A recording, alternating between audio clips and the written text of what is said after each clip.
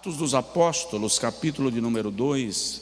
Eu vou precisar agilizar um pouquinho, porque o horário deu uma avançada. Mas nós estamos falando do partir do pão. Precisa ler? Vamos juntos? E perseveravam na doutrina dos apóstolos, e na comunhão, e no partir do pão, e nas orações. E em toda a alma havia temor, e muitas maravilhas e sinais se faziam pelos apóstolos. Tá, ok.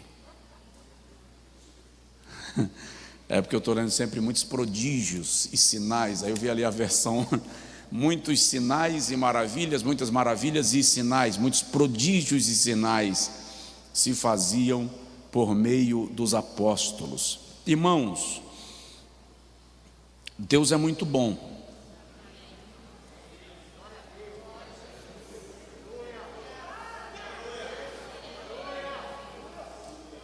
Deus é perfeito. Está escrito que só Ele faz maravilhas. E está escrito que Ele só faz maravilhas.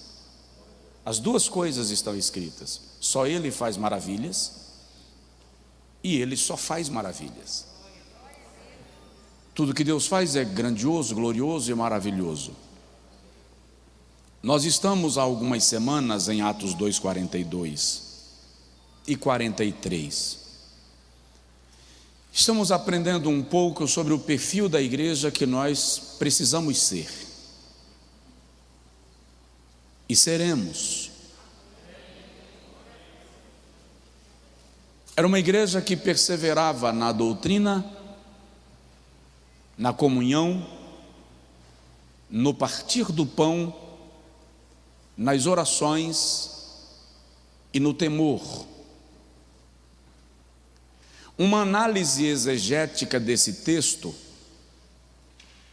nos dá a entender que Lucas faz uma conexão entre um ato e o outro ato, como se uma coisa sem a outra não fosse ou não traduzisse o comportamento da igreja. Eles não apenas perseveravam na doutrina, como também na comunhão e no partir do pão, assim como nas orações.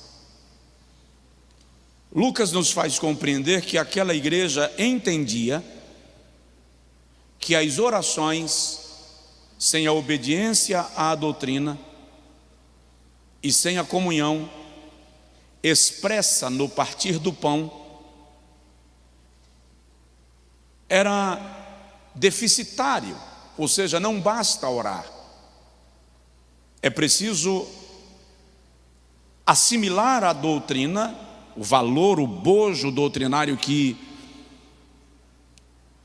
expressa a nossa fé, é preciso viver em comunhão, é preciso praticar o partir do pão, e então as orações terão sentido. É isso que nós precisamos compreender desse texto.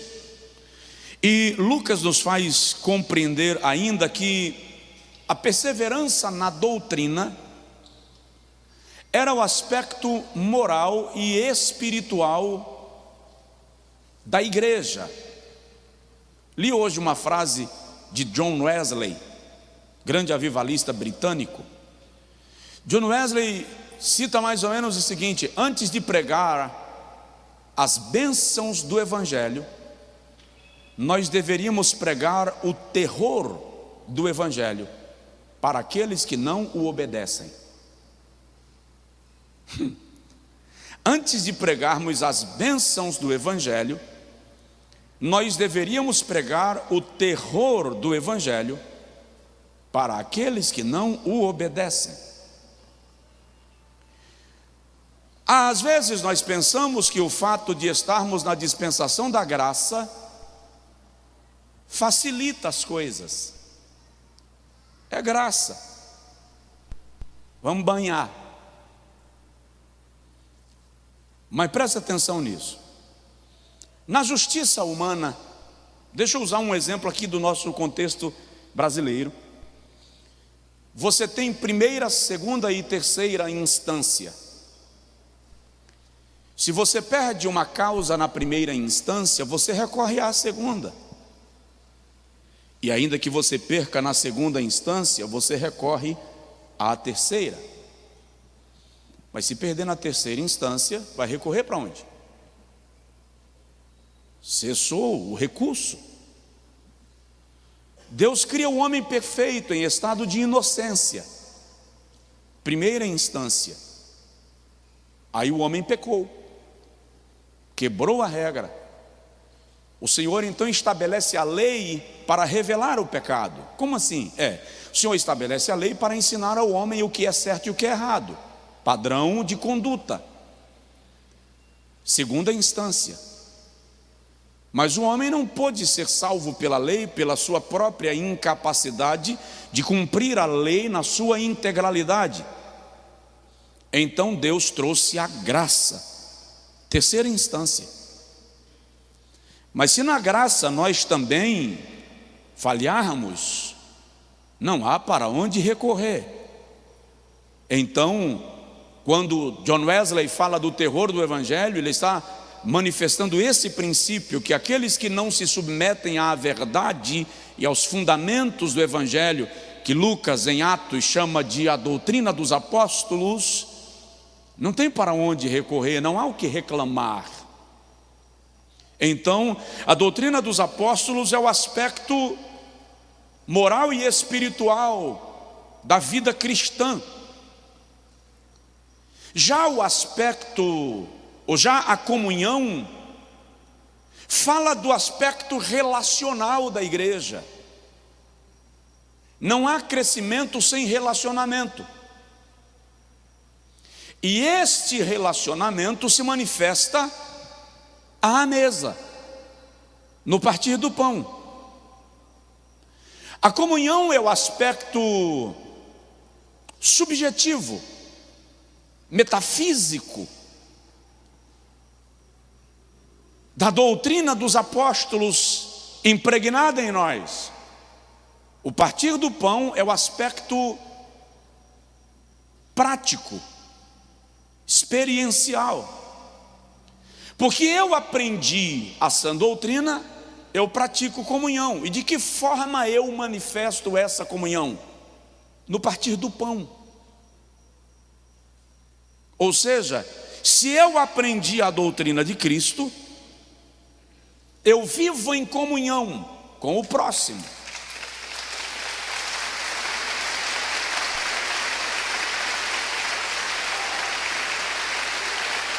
Isso, coisa linda. Coisa linda. Deus abençoe.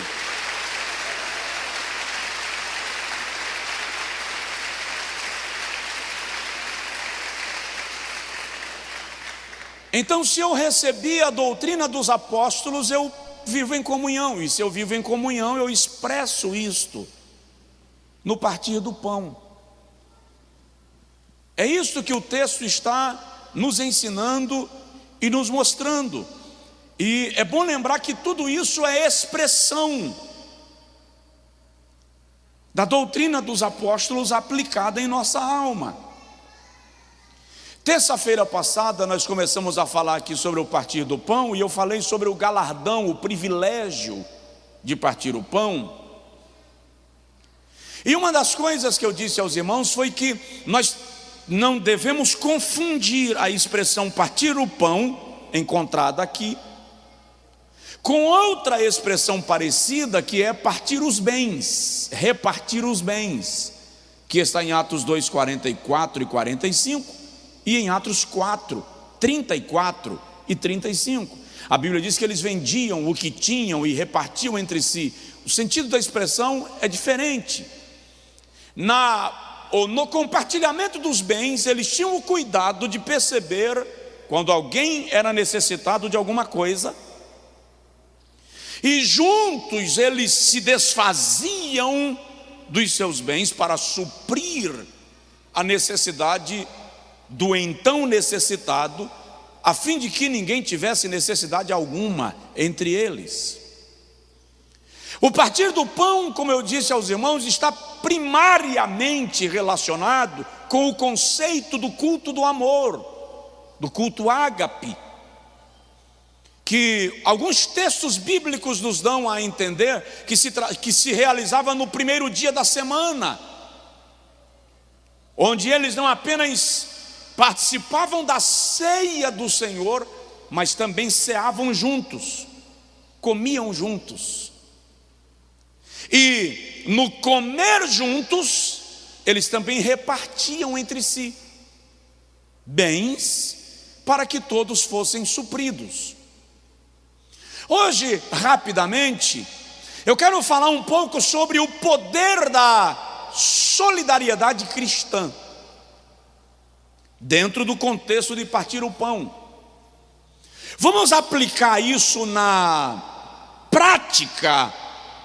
O que é o partir do pão? Na prática, primeiro, fazer o bem aos domésticos da fé. Diga comigo, fazer o bem aos domésticos da fé. O que é partir o pão? É identificar os domésticos da fé para fazer o bem a cada um deles, conforme a necessidade de cada um.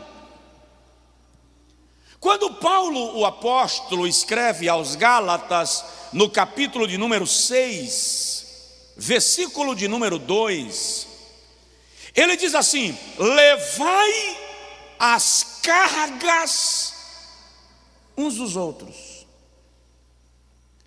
Não seja a carga do outro, seja aquele que traz para si o peso que verga sobre o irmão. É interessante que nós traduzimos a palavra suportar. Diga comigo, suportar. Olha para a pessoa do seu lado e fala agora assim: eu te suporto. A mulher vai dizer assim: como que é? Você está dizendo o que mesmo? A palavra suportar não é tolerar. A raiz da palavra suportar é dar suporte. Dar suporte. Oferecer ajuda. Carro furou o pneu. Você precisa trocar o pneu do veículo. O que você faz?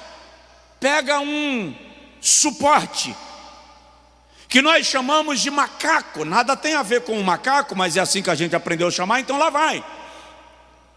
E o macaco levanta o veículo e o mantém suspenso enquanto se faz a transição do elemento que deu problema. Isto é suportar. É entrar debaixo do outro para sustentá-lo enquanto existe um processo de cura, transição, transformação. Isso é suportar. Então, levai as cargas uns dos outros, e assim cumprireis a lei de Cristo. Aí no versículo 10, Paulo diz assim: enquanto temos oportunidade, façamos o bem a todos, mas principalmente aos domésticos na fé. Da fé. Então, façamos o bem a todos, mas principalmente ao irmão, à irmã, àquele que convive contigo, que professa a tua fé, que Paulo chama de doméstico da fé. Isso é partir o pão. Gosto de uma expressão de Tiago, que está lá no capítulo de número 2, versículo de número 15, 16. Quando Tiago reclama e repreende do nosso comportamento egoísta, quando a gente vê alguém passando necessidade, eu chego lá daqui a pouco, e em vez de ajudar, a gente diz: o Senhor te abençoe. Aí Tiago diz assim: ô hipócrita, faz o que tu podes fazer, porque onde está a tua fé, se tu vês o teu irmão passando necessidade e não o ajuda? Então, partir o pão é atentar para a necessidade do doméstico na fé. Romanos capítulo 15, versículo de número 1, Paulo diz assim: ora, nós que somos mais fortes, devemos suportar, dar suporte à fraqueza dos mais fracos e não fazer aquilo que nos agrada. A vontade que eu estou, na verdade, é de pisar no teu pescoço e puxar a tua língua. Mas eu não posso fazer aquilo que eu estou com vontade. O que eu preciso fazer é dar suporte aos fracos, já que eu me julgo mais forte. Isso é partir o pão, auxiliar o outro, dar auxílio. Romanos capítulo 12, versículo 20, Paulo diz assim: antes, se o teu inimigo tiver fome, dá-lhe de comer. Se tiver sede, dá-lhe de beber. E assim amontoarás brasa na sua cabeça. Literalmente, travesseiro de brasa. Essa é a expressão. Alguém conseguiria dormir num travesseiro de brasa? Levanta a mão. Encher um travesseiro de brasa e deitar e dormir a noite inteira e ter sonhos gloriosos. Então Paulo está dizendo: se o teu inimigo tem fome, dá comida. Se tem sede, dá bebida. E você vai colocar algo queimando na cabeça dele durante toda a noite. Mas qual é o nosso problema? A nossa natureza é a seguinte: se o meu inimigo tem fome, morre, miséria. A mão de Deus pesou sobre ti e até o pão Deus tirou. Deus me ama. Aí Paulo diz: a prova do amor de Deus comigo não é o meu inimigo chegar com fome e eu lhe deixar morrer. A prova do amor de Deus para comigo é Deus me dar a oportunidade de servir ao meu inimigo. Olha que incrível Deus fez com José. Colocou os irmãos de José diante dele e parece que houve uma cegueira, que eles não reconheceram a José. José os reconheceu, mas eles não o reconheceram. E agora eles estão na mão de José. Presta atenção, Deus nunca vai te dar o poder de decidir enquanto no teu coração a pretensão do poder for usar a espada para ferir quem te feriu.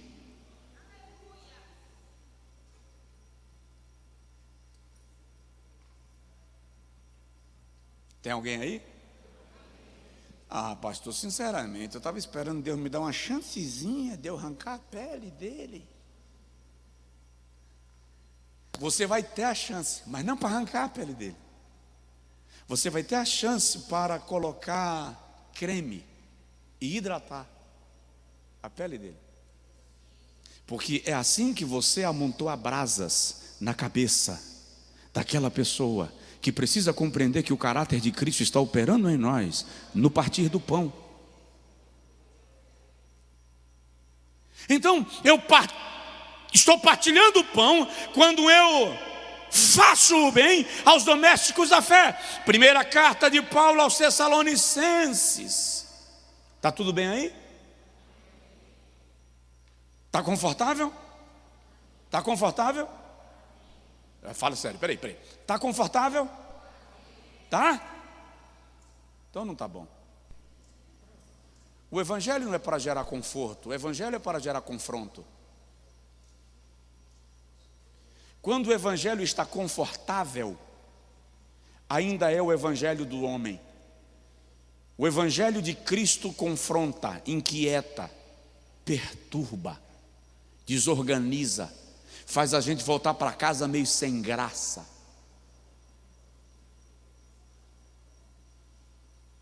Agora vamos lá, vamos ver até que ponto está confortável. Aquela pessoa que lhe causou um dano do cão, e você está com a vontade incrível de colocar um alfinete na unha dela.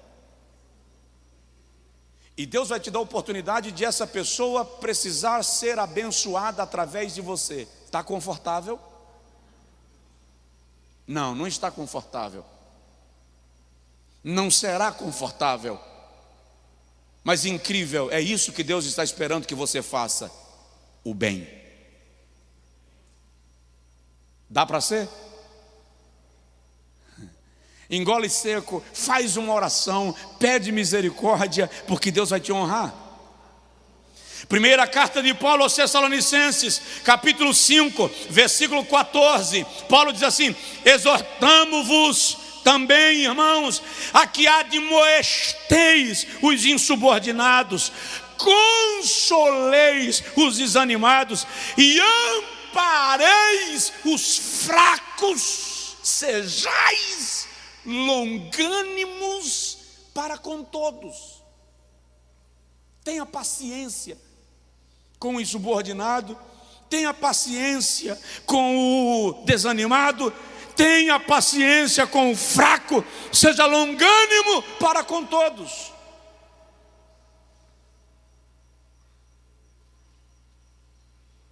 Eu vou parar de pregar.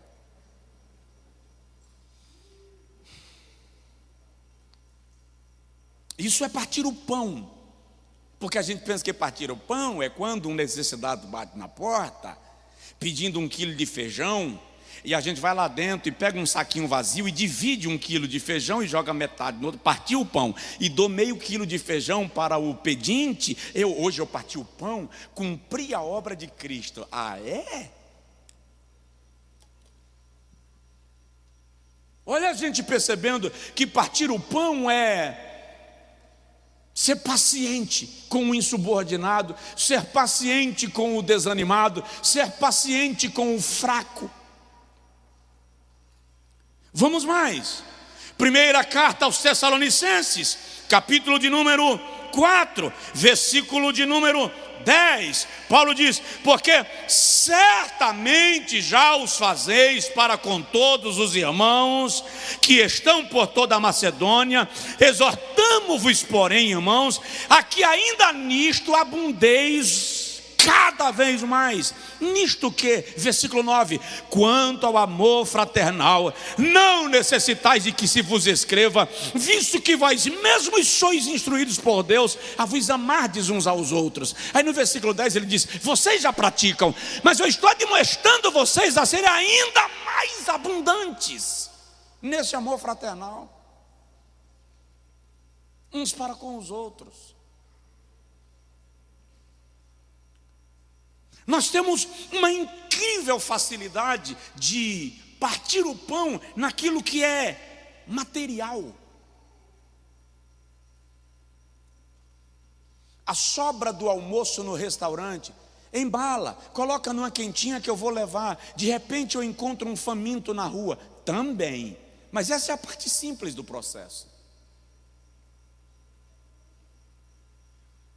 Essa é a parte mais leve do processo.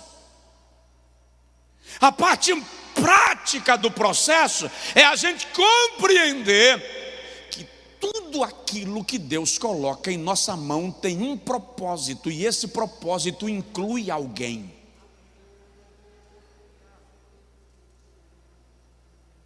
Lucas, eu gosto desse texto, estava lendo hoje sobre ele, porque qual é o cenário, qual é o contexto que Jesus narra a parábola do bom samaritano? Todo mundo aqui conhece a parábola do bom samaritano? Um judeu descia de Jerusalém, foi atacado por bandidos na estrada, ficou ferido, quase morto à beira da estrada. De repente vem um outro judeu, sacerdote, passa de largo, deixa ele lá morrendo. Vem um outro judeu, levita, passa de largo, deixa ele lá morrendo. De repente vem um samaritano. Jesus pegava pesado. Jesus poderia narrar aquela parábola e colocar como herói, não um samaritano. Por que ele não bota um galileu? Os judeus não gostavam dos galileus também, apenas toleravam, mas não gostavam. Mas samaritano é pegar pesado, porque os judeus não suportavam os samaritanos. Eles não se comunicavam nem de longe. O judeu não passava no território de Samaria. Há quem diga que no tanque onde o samaritano tivesse lavado as mãos, o judeu não lavava nem os pés. Era raiva, era ira. E Jesus coloca um samaritano para socorrer um judeu ferido, um judeu que o sacerdote largou mão, um judeu que o levita não deu socorro. Jesus pegou pesado. Qual é o cenário que Jesus narra essa parábola? Se você ler o capítulo 9, versículos 55, 54, 56, você vai ver que o cenário é quando Jesus está subindo da Galileia para Jerusalém. É a última vez que Jesus vai a Jerusalém, e ele vai morrer lá. E Jesus sobe para Jerusalém sabendo que ele vai morrer. Tem alguns episódios dessa viagem que são muito interessantes. Por exemplo, a conversa do jovem rico com Jesus é nessa viagem. A dormida de Jesus na casa de Zaqueu é nessa viagem. A cura de Bartimeu, tudo indica que foi nessa viagem. Aquele pedido da mãe, da mulher de Zebedeu, eu quero que meus meninos sentem no teu trono contigo, um do lado direito, um do lado esquerdo, foi nessa viagem. Nessa viagem, Jesus chama 2 apóstolos e diz assim: vão na frente, parem na aldeia de Samaria e reserva uma pousada para nós passarmos a noite. E eles vão na frente. Quando chega lá e reserva a pousada para 13 hóspedes, Jesus mais 12, porque Judas ainda estava na área. Quando eles estão preenchendo a ficha do check-in de Jesus, o dono da pousada diz assim: espera aí. Eu estou vendo que o nome de vocês é um nome judeu. Vocês estão indo para Jerusalém? É, sim senhor, vamos para Jerusalém. Para a festa da Páscoa? Não. Na minha pousada judeu não hospeda não, cai fora. Os 2 discípulos voltaram, é muito desaforo, o território é de Israel.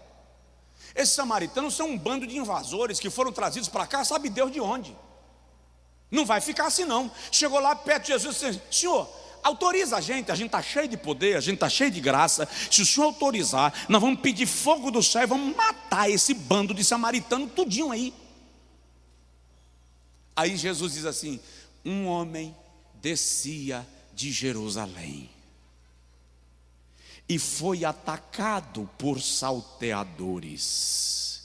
Agora Jesus vai ensinar para eles que eles não poderiam pedir fogo do céu para matar samaritanos, porque os samaritanos também faziam parte de um plano divino que ia além das rixas étnicas, das rixas políticas e das rixas religiosas.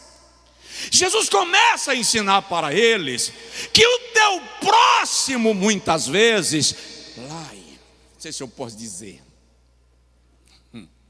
Jesus vai te ensinar muitas vezes que o teu próximo não é aquela pessoa que você julga o mais crente da tua igreja. O teu próximo muitas vezes é aquele que você nem imagina que vai te estender a mão. Às vezes o socorro vem daquela pessoa que você não imaginaria. É isso que Jesus está ensinando aqui. Tem alguém aí não? Eu conversei com um arcebispo esses dias. Eu estava indo ministrar na paróquia dele e fui em Pernambuco. E aquele arcebispo me disse coisas do ministério, do sacerdócio, da graça. Aquele homem me deu palavras que, cá entre nós, eu não imaginaria que aquela manifestação de paternidade viria daquela fonte, vou chamar de desconhecida, porque eu não o conhecia. Então você tem que entender que muitas vezes Deus vai usar um samaritano para curar as tuas feridas. Dá um glória a Deus aí. O incrível é que Deus não vai te deixar ferido. Deus não vai te deixar ferido. Se o sacerdote não parar e se o levita não parar, Deus levanta um samaritano, mas as tuas feridas serão untadas, curadas e cicatrizadas, porque Deus tem interesse em te colocar de pé e te levantar de novo. Então, partir o pão é fazer o bem aos domésticos na fé. Segundo lugar, diga comigo, eu vou partir o pão. Fala de novo, eu vou partir o pão. Diga comigo assim, eu sei que partir o pão não é apenas dividir o pão. Partir o pão é fazer o bem aos domésticos na fé. Partir o pão, em segundo lugar, é comunicar-se com os santos nas suas necessidades. Comunicar-se com os santos nas suas necessidades. Romanos, vamos para a Bíblia, vamos terminar já. Capítulo de número 12, versículo de número 13. Paulo diz assim: comunicai aos santos nas suas necessidades, exercei a hospitalidade. Presta atenção. Como é que eu exerço a hospitalidade? É por isso que eu gosto de ler a Bíblia, porque quando eu penso que eu entendi um versículo, a Bíblia me revela que eu não havia entendido. Porque eu pensava, pastor Osni, que exercer a hospitalidade era hospedar alguém na minha casa. Só que hospitalidade é mais do que dar a alguém uma dormida num quarto da minha casa. Hospitalidade é acudir aquele que está necessitado. Na versão que eu tenho na mão, porque cada viagem que eu faço, alguém fica com a minha Bíblia. Então, na versão que eu tenho na mão, diz assim: acudir aos santos nas suas necessidades. Na Bíblia católica, na Bíblia de Jerusalém, na Bíblia do peregrino, diz assim: compartilhai o que você tem com alguém que está em necessidade. Você tem 2 camisas e encontrou alguém com frio? Dá uma. Você tem 2 pares de sapato e encontrou alguém descalço? Dá um. Você tem comida na geladeira e encontrou alguém faminto? Dá comida. Você pode compartilhar com alguém e suprir a necessidade dele? Faça. Isso é hospitalidade. Eu já disse aqui que tem irmã, está me ouvindo agora, Deus está me usando agora de maneira revelada. Tem irmã aqui que a sandália está despedaçando de ressecamento por falta de uso. E eu não preciso de revelação. Deixa eu corrigir aqui. Por que isso? Porque não dá, não compartilha, não serve. Sabe aquele vestido que não vai entrar mais? E eu não estou dizendo que a senhora engordou, pelo amor de Deus, não me entenda mal. Eu só estou dizendo que o tecido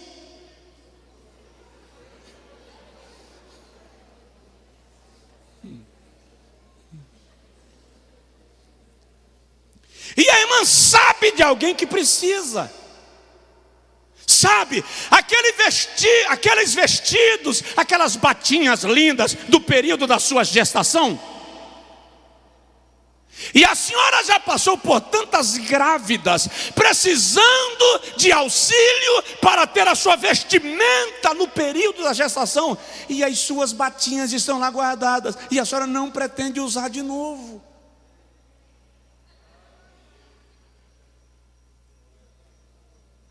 Compartilhai com os santos, comunicai com os santos nas suas necessidades, segui a hospitalidade. Paulo, em 2 Coríntios capítulo 8, versículo 1 a 5, exorta a igreja de Corinto, porque há uma coleta para as igrejas da Macedônia, e a igreja de Corinto está amarrada, sem querer participar, travada. Corinto era uma cidade rica, Corinto era uma cidade próspera, era um polo, um centro comercial, artístico e esportivo.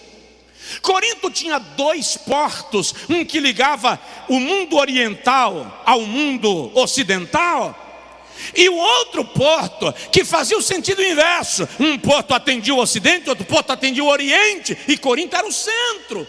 Mas na hora de partilhar, eles estavam travados. Então Paulo começa a exortar dizendo: os irmãos da Macedônia, quando eu precisei levantar uma coleta para os irmãos da Judeia, na sua pobreza, eles abundaram em riqueza, pedindo o privilégio de participar. E eu sou testemunha que eles fizeram ainda mais do que podiam fazer. E Paulo está usando isso para despertar a igreja de Corinto. Não é a igreja corintiana, tá? A igreja de Corinto.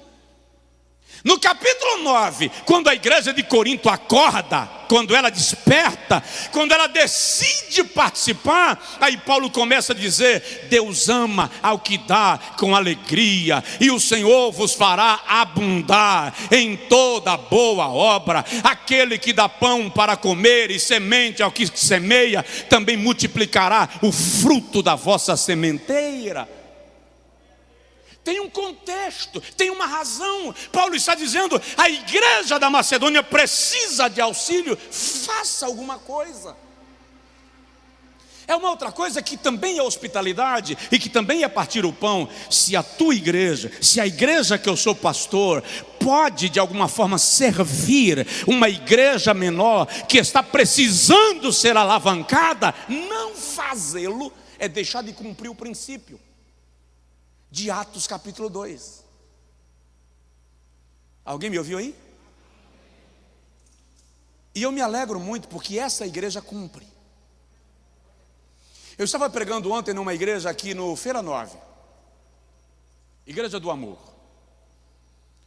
E depois do culto, um obreiro, um apóstolo me chamou e disse assim: eu vim aqui hoje para lhe agradecer.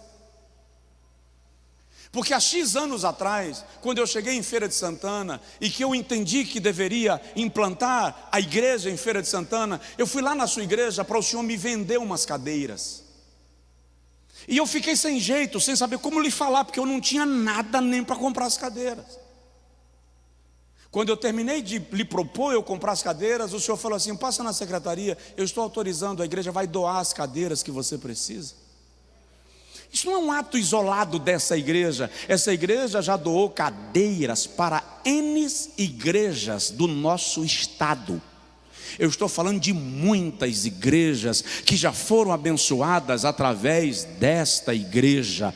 Eu estou falando de igreja que estava com ordem de despejo por falta de pagamento do aluguel, e esta igreja foi lá e por bondade de Deus semeou e tirou essa angústia do coração daquele pastor. Eu estou falando de pastor que precisava de atendimento médico e não tinha, e através dessa igreja foi conseguido. Isso é partir o pão, isto é hospitalidade, isto é servir o reino de Deus.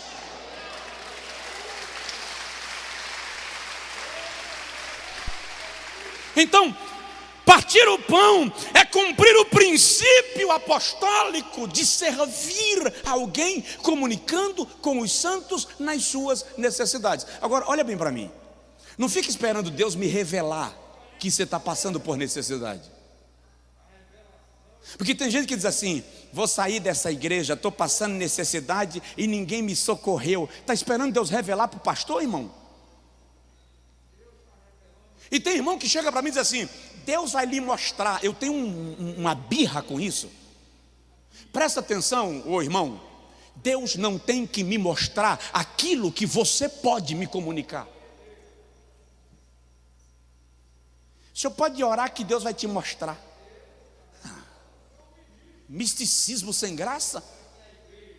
Você está passando desafio, está em luta, está em batalha, comunicai com os santos nas suas necessidades. Procura um líder da igreja, um irmão da igreja, um pastor da igreja. Não conseguir falar com um pastor porque o pastor é inacessível. Acorda para a vida. Deus estabeleceu pastores e líderes na sua igreja. Se você não conseguiu falar com A, fala com B, que a informação chega e o milagre vem. Estou passando dificuldade, pode me ajudar? Não, não posso, mas de repente eu conheço alguém que pode abrir um caminho para nós, que pode nos levar aonde você precisa chegar. Fato é que partir o pão é sair dessa coisa mística, dessa religiosidade rasa, que fica esperando Deus revelar aquilo que eu posso resolver. Tá, eu vou orar por você para Deus falar com o pastor. Esse pentecostalismo não é bíblico, gente. O pentecostalismo bíblico é aquele que a gente se comunica e juntos buscamos encontrar soluções e milagres para a vida do outro. Provoca aí o vizinho e fala com ele assim: você pode ser a resposta da oração de alguém.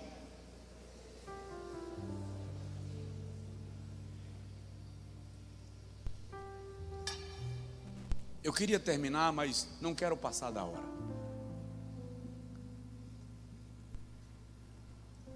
Então eu vou deixar para continuar semana que vem, se Jesus não tiver voltado ainda. Fato é que partir o pão é fazer o bem aos domésticos da fé e comunicar com os santos as suas necessidades. Isto é partir o pão. É mais do que dividir o prato. Eu estava em viagem para Brasília certa feita, faz muitos anos. Fui de ônibus. Eu acho que foi a primeira ou segunda vez que eu fui para Brasília. O ônibus parou em Ceabra para o jantar. E quando eu desci, tinha uns meninos pedindo comida, pedindo esmolas e tal. E quando eu fiz o pedido do meu jantar, veio tanta comida. Eu disse: eu não vou comer isso aqui. E tinha uns menininhos assim na porta, com o olho comprido, porque o olhar da fome é longo, viu, irmão? E eu chamei os meninos: senta aqui. E eles vieram, sentaram na minha mesa. E o garçom veio agitado, mandando ele sair. Não pode, não pode. Eu disse: pode, fui eu que convidei. Não, mas eles são mendigos. Não. Agora eles são meus convidados. Por favor, coloca o prato, coloca o copo, eles vão comer comigo. Irmão, eu nunca vi um camarada comer tão gostoso. O suco de laranja, o menino tomava parecendo que era a água do rio da água da vida. O rio da água da vida. O menino tomava que chega e escorria. Que prazer, que provisão para aquele menino. Terminou, liberei, agradeceram, foram embora, eu também. Uns meses depois, não lembro exatamente quanto tempo, mas talvez 6, 7 meses depois, eu fui pregar em Barreiras. E tomei o mesmo ônibus, o mesmo horário. E o ônibus parou no mesmo restaurante. E desci para jantar. Quando eu fui descendo do ônibus para jantar, alguém puxou minha calça. Eu olhei, era um menino. O menino fez assim: ei, tu lembra que um dia tu me deu comida? Eu não lembrava. Não dele. Lembrava do episódio, mas dele não. We were in love. that never meant to stay. Some things are real, even when they fade.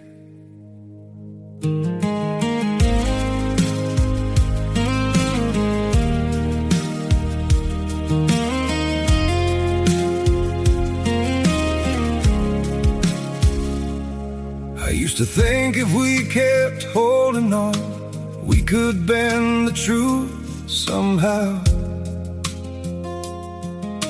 But love can't fight what's pulling us apart, and it's breaking us down now.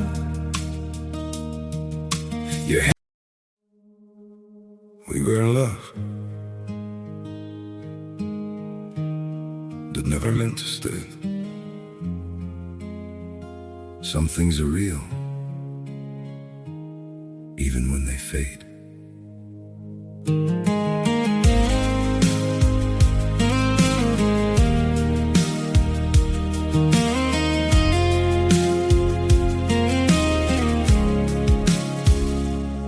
I used to think if we kept holding on, we could bend the truth somehow. But love can't fight what's pulling us apart, and it's breaking us down now.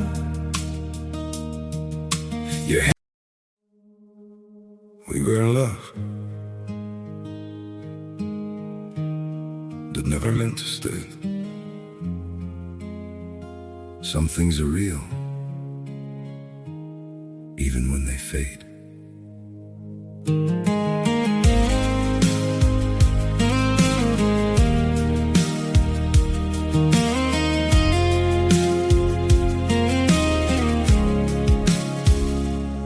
I used to think if we kept holding on, we could. Mas a memória dele registrou que num dia de fome, alguém foi resposta da oração para ele.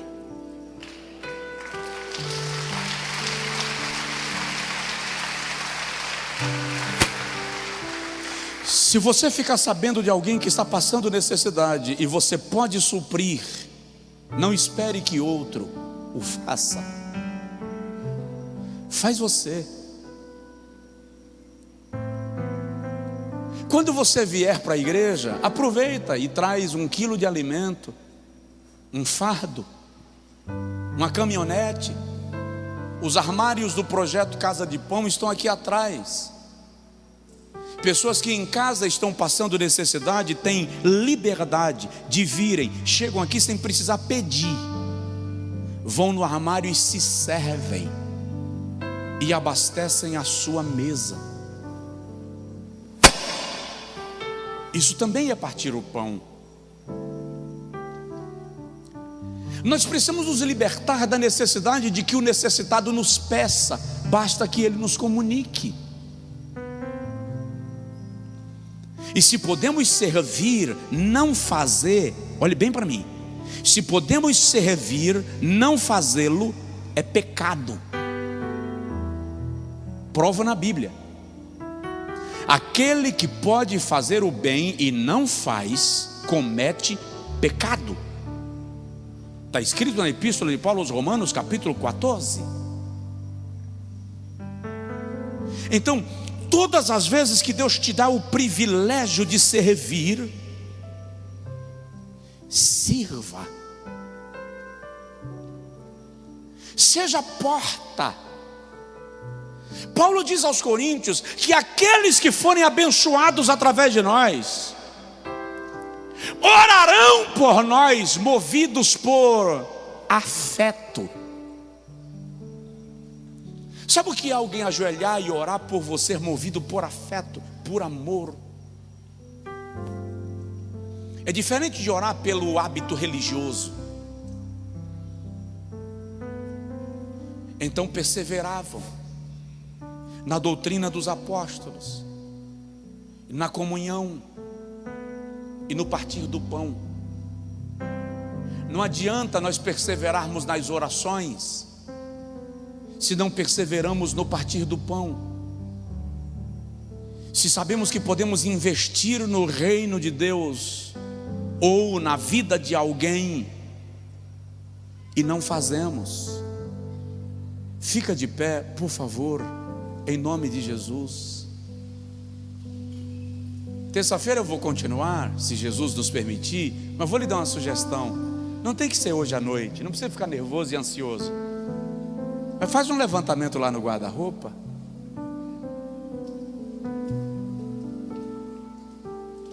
Faz um levantamento lá na sapateira.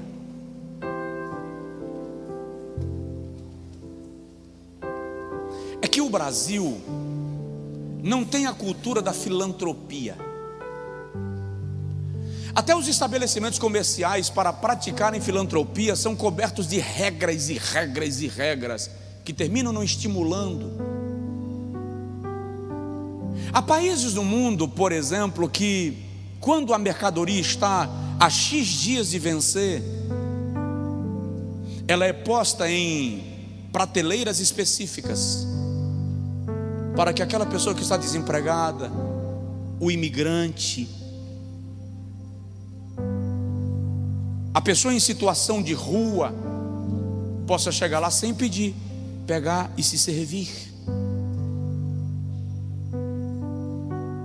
Todas as vezes que Deus enche a tua mesa, Ele está querendo te ensinar duas coisas: provisão, gratidão, 3, e solidariedade. Eu te cubro de provisão, me agradece, mas lembra-te daquele que não tem e supre. Aponta no vizinho e fala com ele assim: seja bênção, seja bênção, aleluia. Ore comigo agora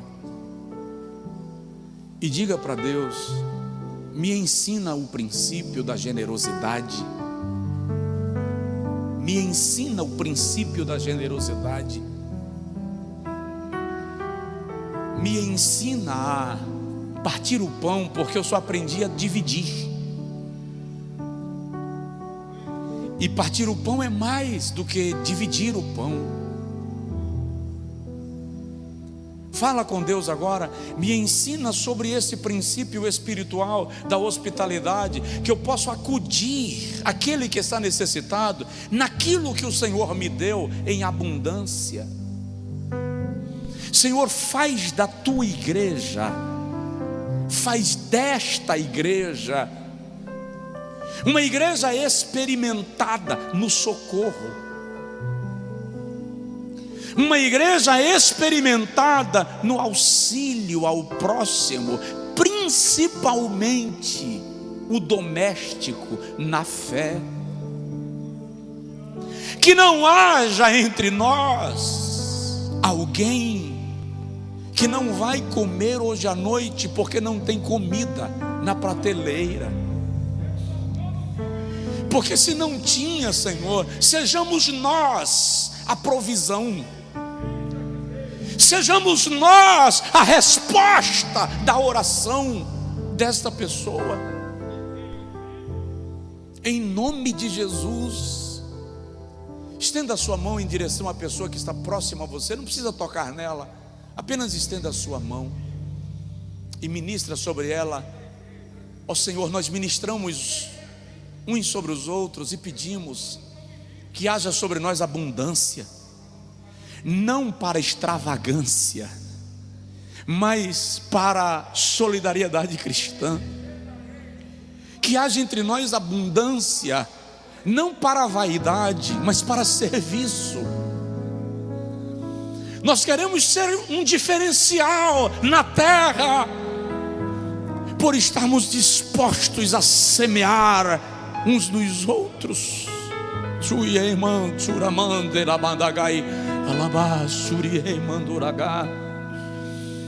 Inquieta o nosso coração de amor, em nome de Jesus.